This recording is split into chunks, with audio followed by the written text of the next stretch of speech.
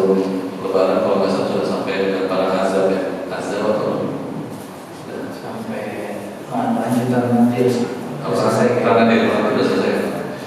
Ya, nanti apa saja bisa sampaikan oleh Pak Ustaz, sama-sama kita simak dan jika ada yang tanya silakan saja langsung.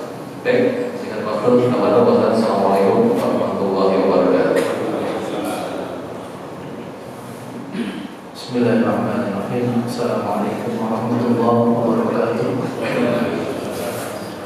Alhamdulillahilladzi arsala rasulahu bil huda wa dinil haqq liyudhhirahu 'ala ad-dini kullihi wa kafa billahi shahidan.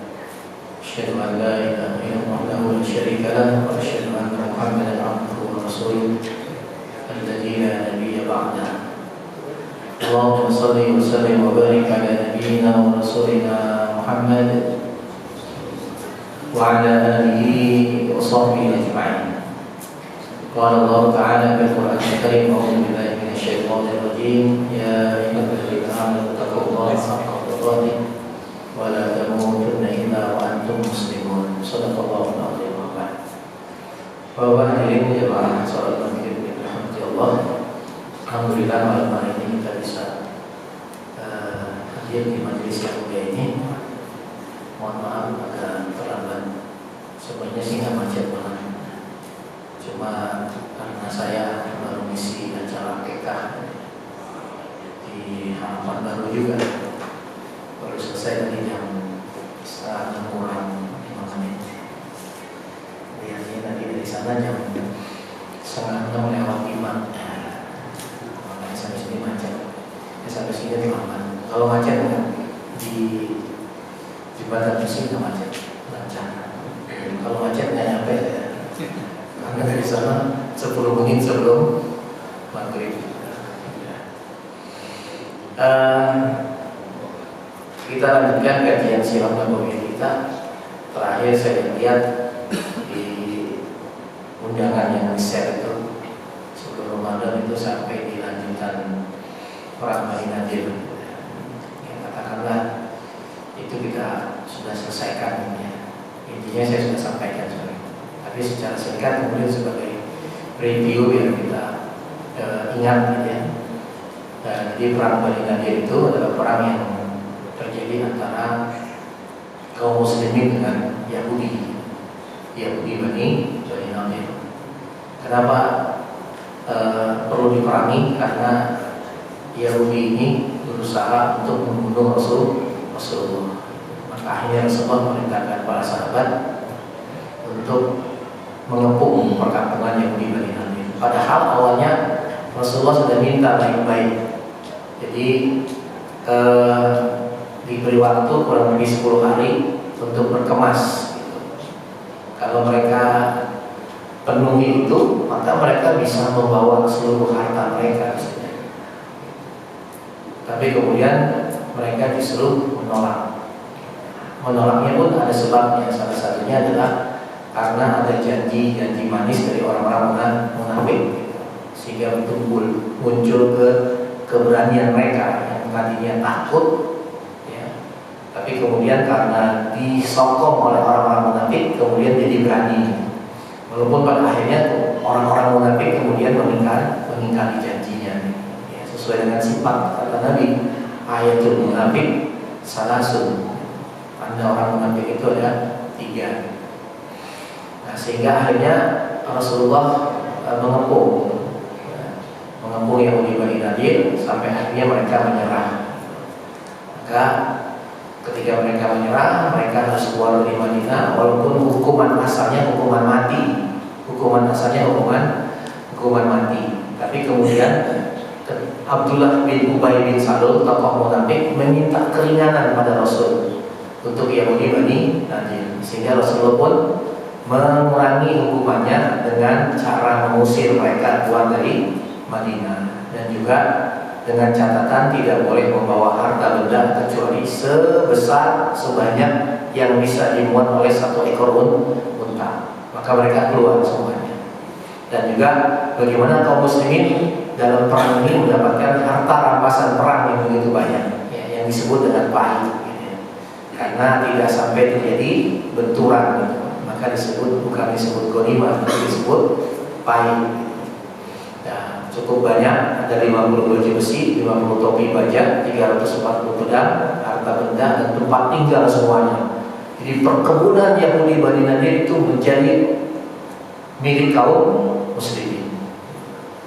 Jadi cukup banyak, sehingga harta rampasan perang itu semuanya diserahkan kepada Rasul, karena dia bukan ghanimah, tidak didapatkan itu melalui benturan, sehingga pembagiannya diserahkan kepada Rasul. Beda dengan ghanimah. Kalau ghanimah itu fa'anna khumusahu lillah. Jadi seperlimanya disisakan dulu buat Rasul, buat Allah dan Rasulnya. Baru 4/5-nya dibagi buat mereka yang ikut dalam peperangan. Mau kaya, mau miskin, pokoknya dapat. Bahkan ada orang-orang tertentu yang punya peran besar, kemudian ditambah lagi bagiannya. Itulah yang disebut dengan anfal, ya, naflun, tambahan bagi orang-orang tertentu yang punya peran lebih besar dalam peperangan. Jadi ditambahin, dikasih bonus, namanya anfal tadi. Maka dalam perang Yahudi Bani Nadir ini, harta rampasan ini dibagikan oleh Rasul semuanya, hampir semuanya kepada orang-orang muhajirin. Hanya 2 orang Ansor yang mendapatkan harta dari perang Yahudi Bani Nadir, yaitu Abu Dujana dan Sahal bin Hunain. Itu pun pertimbangannya karena miskin. Dan Rasul juga punya alasan kenapa dibagi kepada orang-orang muhajirin, karena orang muhajirin fakir, sehingga sebagian kecilnya dibagikan juga kepada Ansor. Nah, itu yang akhirnya membuat mereka orang Yahudi kemudian keluar menyebar, salah satunya menjadikan Khaybar itu sebagai pusat Yahudi, ya. Pusatnya Yahudi, markasnya Yahudi terakhir itu di Khaybar. Nah, karena peristiwa inilah kemudian Allah menurunkan surat Al-Hasyr. Surat Al-Hasyr. Surat yang salah satu surat yang dimulai dengan tasbih gitu. Jadi kan kalau kita lihat surat di juz 28 itu banyak dimulai dengan tasbih. Dan rata-rata itu kemenangan. Surat Al-Hasyr, kemudian juga surat As-Saff. As-Saff itu juga isinya tentang kemenangan. Maka kemudian Allah juga memulai dengan tasbih. Artinya salah satu kiat syarat, ya, untuk bisa kaum muslimin menang, salah satunya dengan memperbanyak tasbih. Dan juga itu yang Allah perintahkan dalam surat An-Nasr. Idza jaa nasrullahi wal fath wa ra'aitan nasa yadkhuluna fi dinillahi afwaja fasabbih bihamdi rabbika wastaghfir innahu kana tawwaba.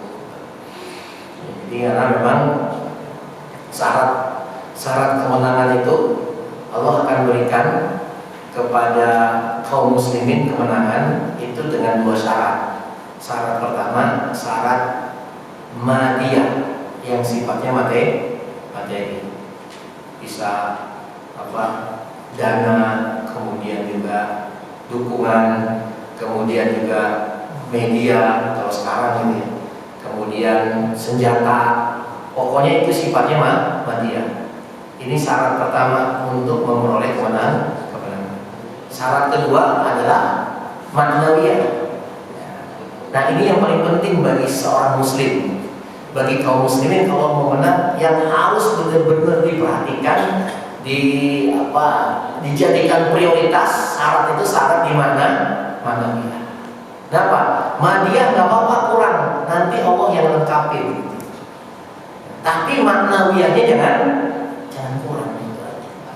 Kalau maknawiyahnya kurang, Allah nggak bakalan kasih kemenangan. Bakalan. Yang Allah kasih nanti orang kafir pasti. Kenapa? Karena berarti sama pembangkangannya. Orang kafir membangkang, kaum muslimin membangkang. Sementara dari sisi madiyah, kaum kafir itu lebih punya dukungan luar biasa. Kaum muslimin dari sisi madia selalu dalam sejarahnya itu kurang. Tapi kemudian Allah tetap kasih kemenangan karena maknawinya terpenuhi. Ya, kalau kita flashback lagi ke belakang, contohnya perang Uhud. Perang Uhud itu kan Allah sebutkan dalam surat Ali Imran itu terjadi, Allah sebutkan di situ 3 babak. Ya, ada 3 babak perang Uhud. Babak pertama kaum muslimin menang. Babak kedua kaum muslimin kalah. Babak ketiga menang lagi. Lalu kita gali kenapa di babak pertama kaum muslimin menang? Karena syarat maknawiyahnya terpenuhi walaupun madiahnya kurang. Di mana ketaatan mereka kepada Rasul yang luar biasa para sahabat, keimanan mereka yang kuat, maka Allah kasih kemenangan tuh di awal sampai pasukan kedua lari gitu. Tapi begitu masuk babak kedua, Allah cabut kemenangannya yang sudah di depan mata. Itu Allah cabut kemenangannya. Kenapa?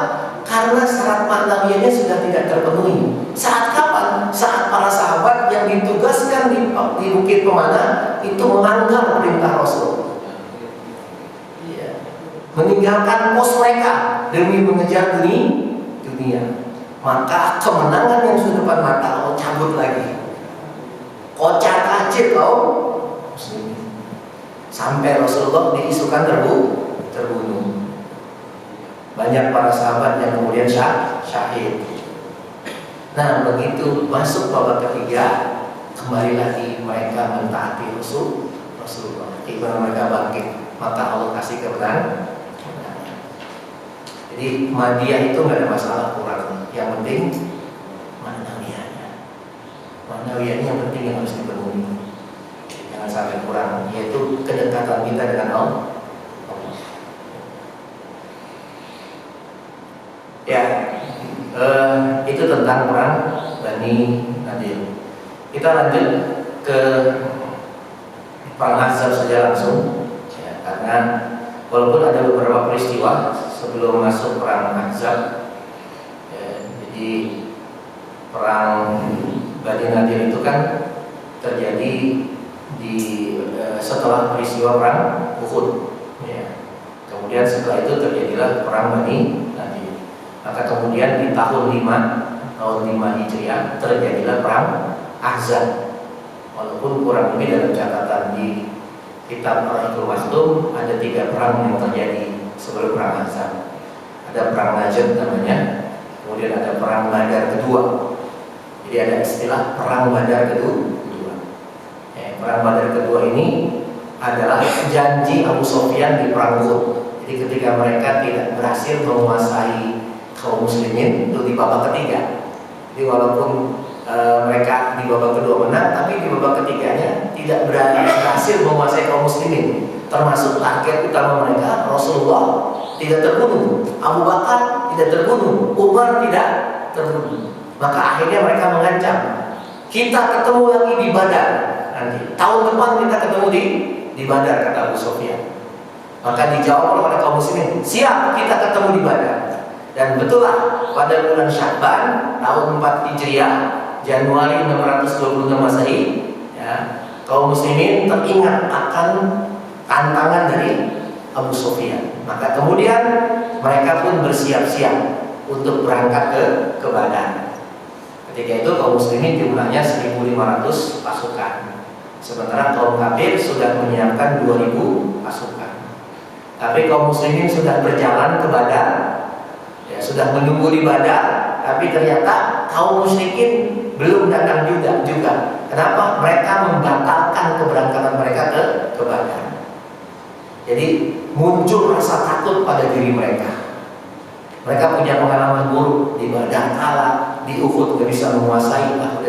Ditambah lagi ketika itu Mekah dan sekelilingnya sedang musim panen. Ngapain kita keluar capek-capek ke Badar perang? Ini hanya urusin kebun-kebun kita. Akhirnya mereka tidak jadi ke Badar. Tapi tetap dicatat disebut dengan perang Badar kedua.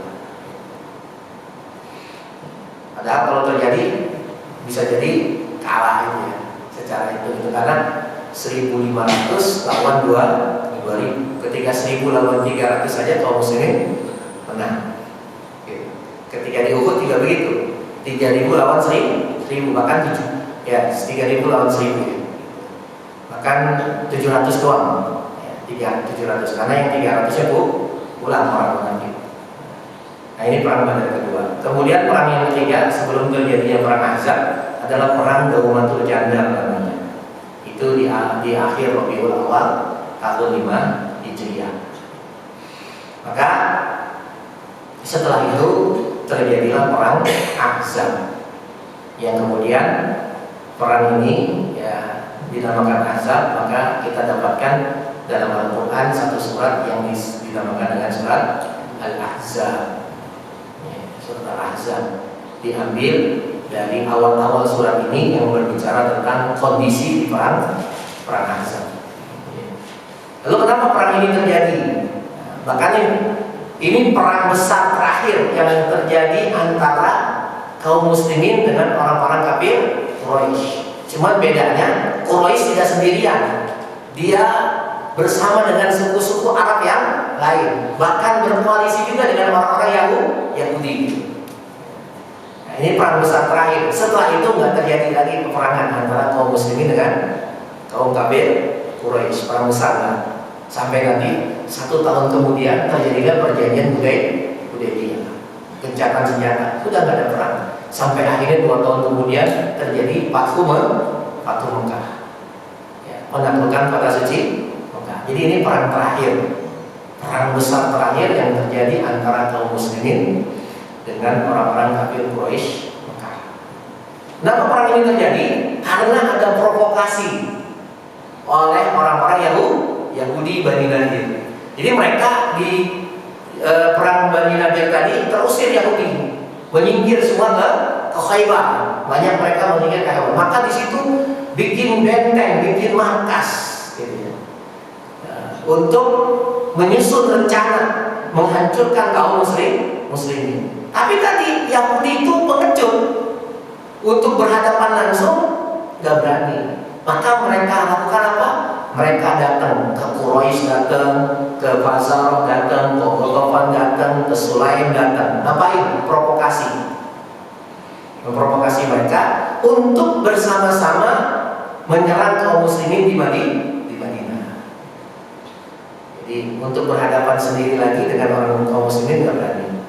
Maka mereka pun menghimpun kekuatan yang lain, diprovokasi, dipanas-panasin. Ini saatnya, pasti kalian menang sekarang. Sehingga akhirnya apa? Terhimpunlah pasukan sebanyak 10.000. Nah, itu jumlah terbesar pada saat itu. 10.000 pasukan. Di mereka datang tokoh-tokoh Yahudi, ya, ke suku Quraisy, ya, ke Mekah, ke Fazarah, ke Ghatafan. Sambil di Al-Quran sebutkan mereka menjanjikan, ya, kalau menang maka kami akan memberikan hasil kebun kami kepada kalian. Jadi Khaybar itu termasuk daerah yang kaya korma, gitu, subur. Maka mau dikasih.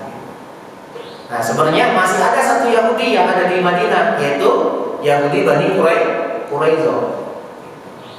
Nah, Bani Quraisyah ini diprovokasi juga oleh Huyai bin Akhtab, tokoh Yahudi dari Bani Nadir, yang nanti kelak menjadi mertuanya Rasulullah. Tapi tetap tidak sampai, ya, tidak. Jadi Huyai bin Akhtab sudah mati ketika Rasulullah menikahi putrinya. Ya, jadi tidak menjumpai Huyai bin Akhtab pernikahan Rasulullah dengan putrinya, karena nanti di perang Bani Quraisyah ini, ya, nanti di perang Bani Quraisyah, setelah Ahzab itu perang lagi Bani Quraisyah dengan orang-orang Yahudi Bani Quraisyah. Nah, disitulah Huyai bin Akhtab dieksekusi mati, dipenggal kepalanya oleh Rasulullah, sehingga dia tidak menjumpai pernikahan putrinya dengan Rasulullah. Nah, mereka provokasi kaum Quraisy, sehingga terhimpunlah pasukan sebanyak 10.000. 10.000. Maka Rasulullah melalui intelijennya kemudian mengetahui ini provokasi orang-orang Yahudi, sehingga ketika itu mereka harus mempersiapkan diri kaum muslimin dalam menghadapi pasukan yang dalam jumlah besar ini. Karena sebelumnya cuma paling sepertiganya gitu. Nah ini sekarang sampai berlipat-lipat. Tadi kan paling besar itu kan di Uhud 3.000. Ya. Nah ini 10.000. Ini 3 kali lipat lebih pasukan yang datang ingin menyerang Madinah. Maka ketika itu Rasulullah SAW pun bermusyawarah dengan para sahabat. Awalnya ada sebagian yang kita sama-sama musuh di luar. Ada yang juga kemudian kita perang kotak saja, perang dalam kotak. Tapi kemudian sahabat Salman Al-Farisi mengusulkan, ya Rasulullah, kami bangsa Persia kalau menghadapi musuh dalam jumlah besar yang ingin menyerang kami, maka kami punya strategi. Apa itu? Yaitu menggali parit. Ya, sahabat Salman Al-Farisi. Maka nanti perangnya dinamakan dengan nama lain perang Khandaq. Jadi perang Ahzab, karena pasukan yang dihadapi musuh itu sekutu, koalisi. Ahzab itu artinya kelompok-kelompok koalisi. Dan sebenarnya Khandaq dinamakan Khandaq karena Rasulullah menghadapi mereka dengan cara menggali parit. Maka kemudian usul ini diterima oleh Rasulullah SAW dan para sahabat. Jadi ini strategi orang-orang Persia. Orang-orang Persia begitu. Ketika menghadapi serangan ke arah mereka dan tidak mungkin menghadapi musuh dengan cara menyongsong di luar, maka mereka menggali parit. Kita tahu bagaimana Persia dan Romawi itu seringkali berperang, bergantian saling mengalahkan. Maka sampai kemudian nanti turun surat Ar-Rum gitu. Surat Ar-Rum gitu. Kenapa surat Ar-Rum itu turun? Karena ketika itu kaum muslimin merasa bersedih dengan kekalahan pasukan Romawi ketika menghadapi Persia. Sementara orang-orang kafir Quraisy senang, bergembira karena Persia menang. Ini adalah karena satu ideologi gitu. Jadi Quraisy ada kesamaan dengan Persia yang menyembah api, sama-sama paganisme. Sementara kaum muslimin kesamaan dengan orang-orang Romawi karena orang Romawi itu ahlul kitab. Ahlul kitab, maka sedih. Bersedihlah ketika itu Rasulullah dan para sahabat. Tapi kemudian Allah menurunkan surat Ar-Rum ayat 1 sampai 7 diantaranya. Alif Lam Mim, Ghulibatir Rum fi adnal ardi min ba'di ghalabihim sayaghlibun fi bid'i sinin. Alif Lam Mim telah dikalahkan bangsa Romawi. Ini kalau kita bicara Romawi menarik sampai disebut dalam Al-Qur'an. Romawi. Sementara Romawi siapa sih? Romawi itu adalah keturunan Nabi Ishak bin Ibrahim. Jadi namanya Rum bin Is bin Ishak bin Ibrahim. Jadi masih keturunan Nabi, keturunan Nabi Ibrahim. Dan yang lebih menarik lagi, kata Nabi, nanti di akhir zaman kaum muslimin akan berperang berhadapan dengan bangsa Romawi. Jadi nanti akan disebut dengan al-malhamah kubro, gitu ya. Jadi pertumpahan darah besar. Salah satunya dimahami ketika kaum muslimin berhadapan dengan Romawi. Romawi masih ada yang sudah ditaklukkan, itu Romawi Timur oleh Muhammad Al-Fatih. Di ibu kotanya itu di Konstantinopel, Turki. Alhamdulillah Erdogan menang.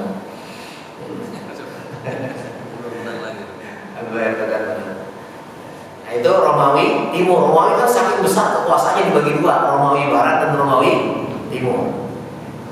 Nah, satu lagi Romawi Barat, yaitu di Roma, Vatikan, Itali. Dan nanti sesuai dengan sabda Nabi pernah bersabda, nanti Romawi akan kita taklukkan. Bangsa Rom akan kita taklukkan. Para sahabat mengatakan, Rom yang mana? Konstantinopel. Baru nanti Roma, Vatikan. Jadi dua-duanya akan ada Muslim. Nah, yang Konstantinopel terjadi di tahun 1453 melalui seorang Muhammad al-Fatih. Sementara nanti yang Roma, Allah alaihi wasallam kapan? Tapi Rasul sudah mengatakan nanti ditaklukkan dalam peperangan besar antara kaum muslimin dengan bangsa Romawi. Ya, nanti termasuk nanti muncul juga salib-salib, bagaimana bangsa Romawi membawa salib, karena memang mereka Kristen, Nasrani mereka. Nah, itu nanti terjadi. Nah, kita wajib mengimani seperti itu. Ya. Nah, ketika itu kalah oleh bangsa Persia. Tapi kemudian Allah turunkan, ya, dikalahkan di mana? Di adnal ardi, di bumi yang dekat, gitu. Artinya yang dekat dengan Jazirah Arab. Ya, kemudian diteliti, salah satu pendapat mengatakan kekalahan bangsa Romawi atas bangsa Persia, peperangan itu terjadi itu di daerah Jordania. Jordania. Disitulah bangsa Romawi dikalahkan. Tapi kemudian kata Allah, walaupun mimba di golabih saya ribut. Sesudah itu nanti mereka Romawi akan mengalahkan Persia. Dan itu terjadi ketika Rasulullah sudah hijrah ke Madinah. Karena Allah sebutkan kapan itu? Di bid'i sinin. Di bid'un itu maknanya 3 sampai 10. Jadi jaraknya itu dari kekalahan pertama kepada kemenangan itu antara 3 sampai 10 tahun, dan itu benar terjadi sesuai dengan disebutkan Al-Quran. Nah, menariknya lagi nanti saat bangsa Romawi baru saja mengalahkan Persia, mereka sedang euforianya luar biasa ketika itu dipimpin oleh Heraklius. Nah, datanglah surat Rasulullah kepada Heraklius yang mendakwakan Islam untuk masuk ke dalam Islam. Nanti kita sampai di pembahasan surat Rasul kepada raja-raja. Di bagaimana lagi jumawah-jumawahnya datang surat yang mengajaknya untuk masuk Islam. Jadi, tapi luar biasa memang sikap Heraklius. Heraklius nanti awalnya masuk Islam, tapi langsung murtad lagi. Heraklius, dia masuk Islam, dia katakan asyhadu an la ilaha illallah wa asyhadu anna Muhammadar Rasulullah.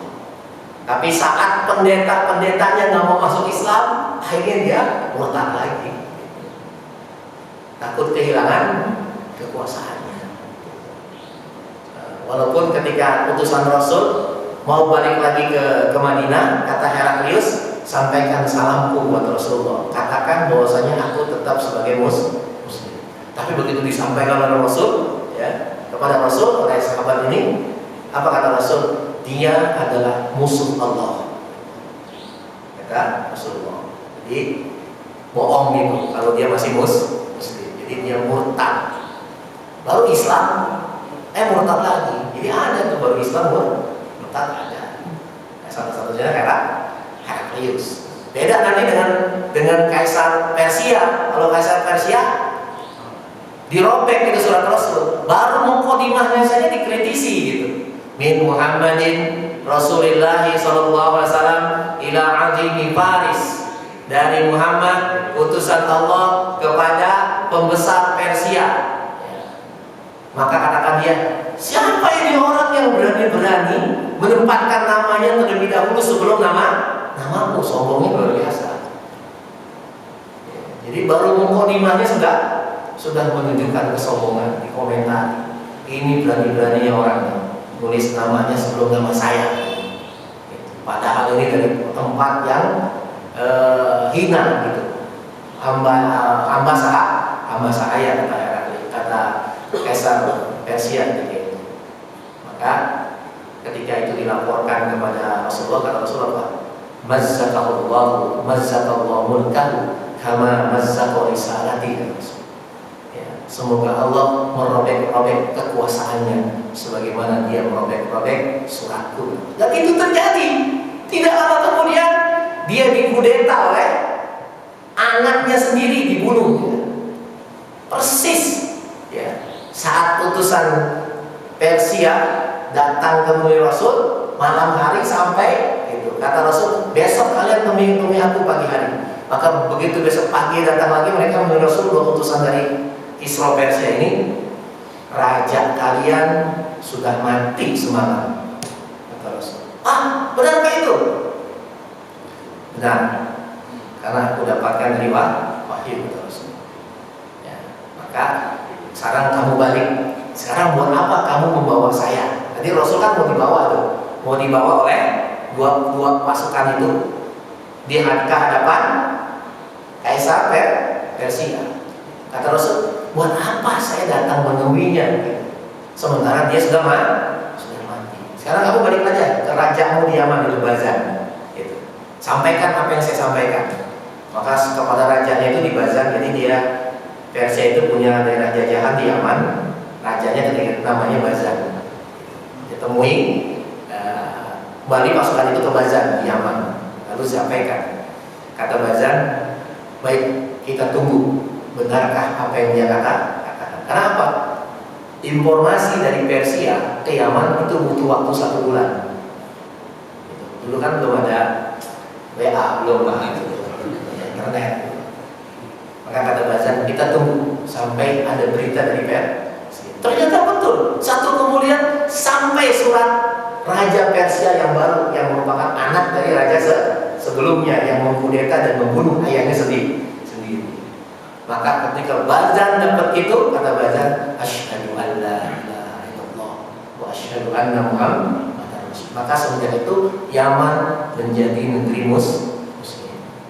Padahal dulu dia ahli kitab, gitu ya, Nasrani. Baik. Kita balik lagi ke perang Ahzab. Nanti detailnya kita sampai di situ, insyaallah. Jadi ketika itu Rasulullah memerintahkan sahabat untuk menggali parit. Ya. Di paritnya ini cukup panjang. Ya, panjang parit itu 5 kilo lebih. Di 5.544 meter. Berarti 5,5 kilo. Ya. Itu kan tanahnya nggak kayak di Indonesia gitu ya, gampang gitu ya.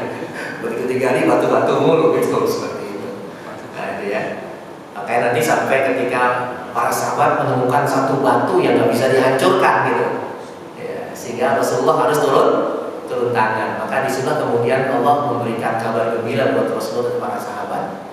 Ya, di pukulan pertama diperlihatkan Yaman, pukulan kedua diperlihatkan Hiro, diperlihatkan Romawi, diperlihatkan Persia. Maksudnya nanti kaum muslimin akan menaklukkan itu semua. Jadi panjangnya 5,5 kilo. Jadi kalau yang kita ke Madinah itu, kalau dikasih tahu sama pembimbing gitu, ya, itu kelihatan di luar Madinah. Ya, jadi galian parit gitu, kurang lebih 5,5 kilo. Lebarnya itu 4 meter lebih.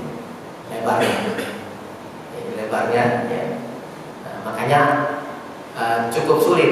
Dalamnya itu 3 meter gitu.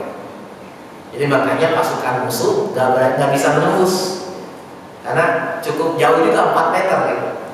Ya, dalamnya 3 meter. Nanti di tengah peperangan sempat nekat mereka gitu. Ada yang turun kemudian dihadang oleh para sahabatnya. Salah satunya ada namanya Ibnu Wud. Ini algojonya Quraisy, orang yang gede tinggi. Dan itu dihadapi oleh seorang Ali bin Abi Thalib yang posturnya lebih kecil dibanding Wud tadi. Mati dia. Ya, walaupun dia ketika itu pakai baju besi, tapi kecerdasan Ali dalam membantai musuhnya biasa. Maka ketika algo jauh utamanya mati, itu runtuh langsung mereka. Jadi down mereka langsung seperti itu. Maka saat itu down itulah kemudian terjadi pertentangan di antara mereka. Wah, ngapain kita lama-lama di sini? Gitu. Kelaparan kita ini. Gitu. Ya, ditambah lagi nanti ada pahlawan yang luar biasa dari kaum muslimin, padahal dia baru masuk Islam di saat itu, tapi dia punya peran besar yang memporak-porandakan kekuatan kafir Quraisy dan sekutunya. Jadi itu kembali lagi ukuran paritnya 5 meter, paritnya panjangnya 5,5 kilo, 5.544 meter. Kemudian lebarnya 4 meter, 4,62 meter, 4,62 meter. Kemudian dalamnya 3,3 meter kurang lebih. Nah itu luar biasa perjuangan para sahabat membangun atau menggali parit tersebut. Maka di situ banyak muncul yang sifatnya mukjizat yang Allah berikan kepada Rasulullah SAW. Dan kebenaran saat itu, ya, pas saat itu adalah musim dingin yang sangat, musim dingin. Jadi luar biasa perjuangannya. Ya, itu musim dingin, ditambah lagi bisa dikatakan Madinah lagi gagal panen. Sampai-sampai Rasulullah itu mengganjal perutnya dengan 2 batu, saking melamparnya. Para sahabat 1 batunya, tapi Rasulullah itu 2. Berarti Rasulullah lebih lapar dibanding para sahabat. Maka terkait dengan perang Ahzab inilah terselip firman Allah, laqad kana lakum fi Rasulillahi uswatun hasanah. Ini menarik, ayat ini terselip pada ayat-ayat perang Ahzab. Karena apa? Bagaimana Rasulullah dalam kondisi apapun beliau bisa menjadi uswah hasanah. Salah satu tadi, ya, bagaimana ketika itu dalam keadaan lapar, musim dingin, Madinah lagi paceklik, ya, semuanya kelaparan, rata-rata lapar, terbatas persediaan pangan mereka, dan ternyata semuanya mengikat perutnya itu dengan batu. Dan Rasulullah diketahui oleh para sahabat mengikatnya dengan 2 batu. Jadi lebih kondisinya lebih parah dibanding para sahabat. Begitulah pemimpin. Ya, jangan kayak oknum pemimpin yang lebih duluan kenyang. Rasulullah belakangan kenyang, tapi masalah lapar dulu. Itu Rasulullah. Jadi banyak orang yang menjadi pemimpin tapi tidak punya jiwa kepemimpinan, tidak punya yang istilahnya dengan leadership, gitu ya. Leadership. Ya, kalau cuma jadi pemimpin mah gampang, gitu kan? Tinggal bayar aja orang, suruh pilihnya, jadi dia pemimpin. Tapi ketika dia jadi pemimpin, bisakah dia memimpin? Punyakah dia sifat leadership? Itu yang belum tentu dimiliki oleh oleh kita saat kita memimpin. Itu penting, leadership. Dan Rasulullah membuktikan itu tidak hanya di perang Ahzab, saat renovasi Ka'bah juga begitu. Bagaimana leadership beliau itu kelihatan sekali. Padahal ketika itu belum jadi nabi. Ya. Padahal ketika itu kaum Quraisy semuanya sepakat menyerahkan pemindahan Hajar Aswad kepada siapa saja, laki atau perempuan, anak-anak atau orang dewasa yang masuk ke pintu lebih dahulu. Ternyata yang masuk terlebih dahulu adalah Rasulullah. Sehingga Rasulullah diserahkan untuk memindahkan Hajar Aswad. Ini bukan hal yang sepele memindahkan Hajar Aswad. Karena inilah kemudian antar kabilah Quraisy mau perang, berantem. Perang pertemuan orang di mereka sudah kabilah ini menyembelih kambing, lalu kambing darahnya itu ditampung di ember, lalu mereka celupkan tangan mereka ke ember itu, mengatakan siapa saja yang berani memindahkan Hajar Aswad maka berhadapan dengan kami. Terus kabilah yang lain melakukan yang sama, mengancam seperti itu. Pokoknya semua merasa yang paling pantas untuk memindahkan Hajar Aswad. Ini bukan hal yang sepele, dan Rasulullah di situ leadershipnya muncul, kelihatan sekali. Walaupun beliau diberi kekuasaan penuh untuk memindahkan Hajar Aswad, tapi beliau tidak egois, tidak mentang. Bagaimana cara beliau? Beliau ambil sorban, lalu beliau letakkan Hajar Aswad di atas sorban, lalu semua ketua kabilah sama-sama menggotong sorban yang ada Hajar Aswad itu. Semua, akhirnya semua rela. Rodina, al-amin gitu. Kami ridho. Ini orang yang dipercaya. Maka itu yang ada di dalam gubahan syair itu begitu. Di umur 30 mempersatukan bangsa, gitu. Itu lagu yang diciptakan oleh Habib Rizik kan. Yang rapnya itu begitu. Inilah kisah sang Rasul yang penuh suka duka. Inilah kisah sang Rasul yang penuh suka duka. Nah, makanya sudah ada bait yang berbunyi tadi, di umur 30 tahun mempersatukan bangsa. Maksudnya apa? Tadi terkait dengan Hajar Aswad. Dan Rasulullah mampu menyatukan seluruh ketua kabilah yang tadinya hampir perang.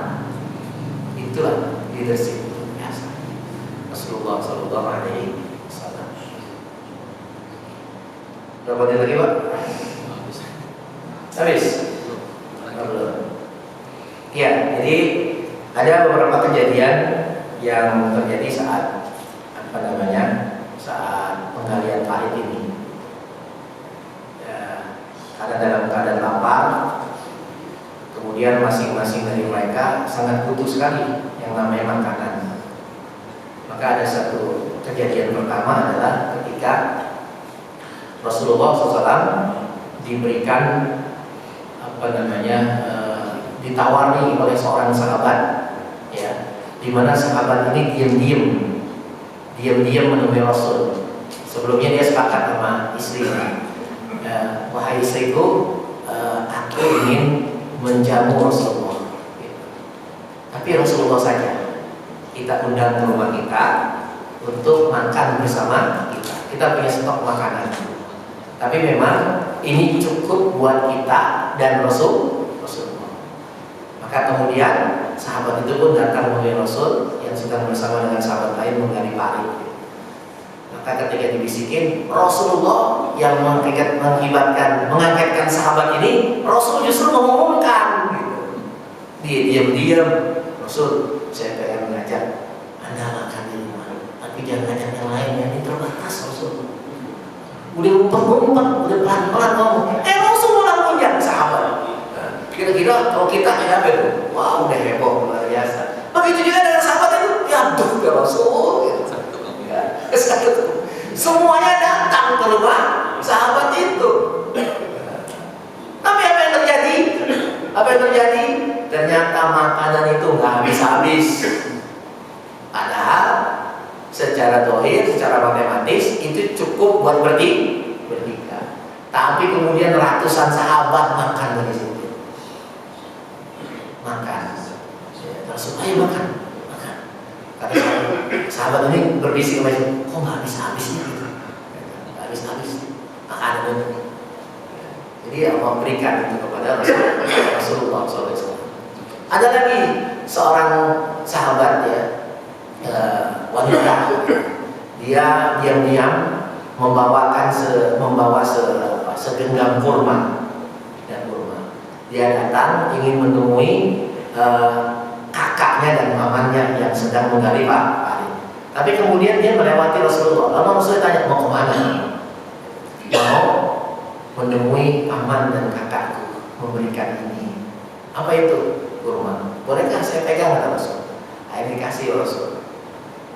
Maka kemudian Rasulullah mengambil dan membagi kepada sahabat yang lain. Itu korma di tangan nggak habis-habis, tangan kan korma nggak habis-habis, semua mencukupi ya, korma itu. Tapi jangan ditiru, ya, nggak bakal bisa. Jadi kejadian itu jangan ditiru. Dia punya stok buat makan bertiga, diundang sekampung nanti kecewa. Itu buat Rasul, korma cuma seplastik, diundang sekampung gitu ya. Saya pengen buktikan kayak Rasul, ya beda gitu. Itu mujizat. Bisa. Kalau nanti Bapak bisa, pasti Bapak pakai sihir. Pasti pakai bantuan jin bisa, tapi pakai bantuan jin. Kalau orang biasa. Nah, itu Rasulullah, karena itu mujizat. Nah, ini beberapa kejadian dalam proses pengajian paling itu sendiri. Baik, waktu kita sudah selesai. Insya Allah kita lanjutkan lagi di bulan depan ya. Masih dalam melaksanakan perang. Kita belum masuk pada inti peperangan ini. Bagaimana luar biasanya kaum muslimin di sana. Ketegangannya luar biasa. Demikian, lebih kurang saya maaf, kita tutup karena sudah masuk azan ya. Waktu azan maka kita tutup saja dengan doa tawatul majlis.